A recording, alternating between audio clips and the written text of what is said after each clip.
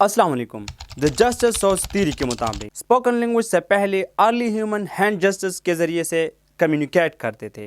ये इस थ्योरी का एक सिंपल इंट्रोडक्शन है। आगे जाकर हम इस पर अपना एक आर्गूमेंट बनाएंगे। स्कॉलर और रिसर्चर आए इस थ्योरी को डिटेल में पढ़ते हैं। स्पोकन लैंग्वेज से पहले अर्ली ह्यूमन हैंड जस्टिस पर डिपेंड करते थे ताकि एक्शंस, इमोशंस और आइडिया को एक्सप्रेस कर सके। ये समझो कि जस्टिस ही उनकी सोशल इंटरेक्शंस और सर्वाइवल का एक वाहिद जरिया था और इनके इन्हिसार पर जिंदगी का बसर बूस करते थे।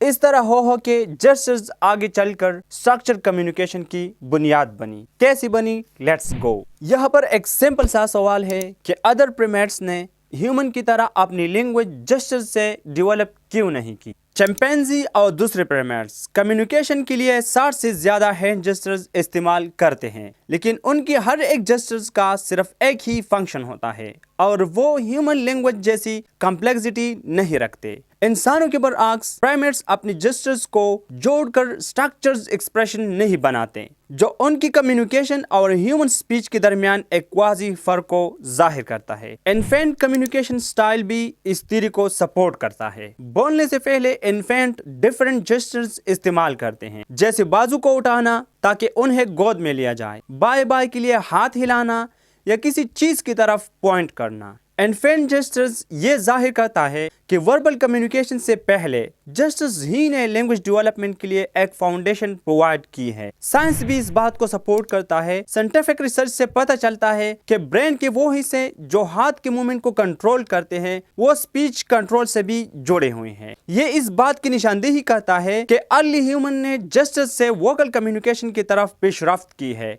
जैसे आर्टिकुलेटरी जेस्चर्स के नाम से जाना जाता है। इस थ्योरी का थर्ड एविडेंस हमारे साथ मॉडर्न कम्युनिकेशन में जेस्चर्स का इस्तेमाल है। मॉडर्न लैंग्वेजेस आने के बाद भी जेस्चर्स की अहमियत बरकरार रही। लोग फितरी तौर पर बात करते हुए हैंड जेस्चर्स को इस्तेमाल करते हैं और डिजिटल कम्युनिकेशन में इमोजीज और हाथ के सिंबल्स को शामिल किए जाते हैं। ये साबित करता है कि जेस्चर्स आज भी एक्सप्रेशंस में एक अहम किरदार अदा करता है और लैंग्वेज डेवलपमेंट और लैंग्वेज ओरिजिन में भी एक कलीदी किरदार अदा किया है। ढेर सारी एविडेंस के बावजूद भी जेस्चर्स सोर्स थ्योरी की कुछ लिमिटेशन है। अगरचे जेस्चर्स का एक अहम किरदार है, लेकिन ये ह्यूमन स्पीच की कम्प्लेक्सिटी को मुकम्मल तौर पर एक्सप्रेस नहीं कर सकते। इस थ्योरी के अपोनेंट के पास बस यही एक नुक्ता है। वो कहते हैं कि लैंग्वेज जेस्चर से डेवलप नहीं हुई है। जेस्चर्स इस बात की कोई वजाहत पेश नहीं करते कि हमने वो फ्रेजेस और सेंटेंसेस कैसे डेवलप की जो हम टेक्सटिंग में भी इस्तेमाल करते हैं। और दूसरा ये कि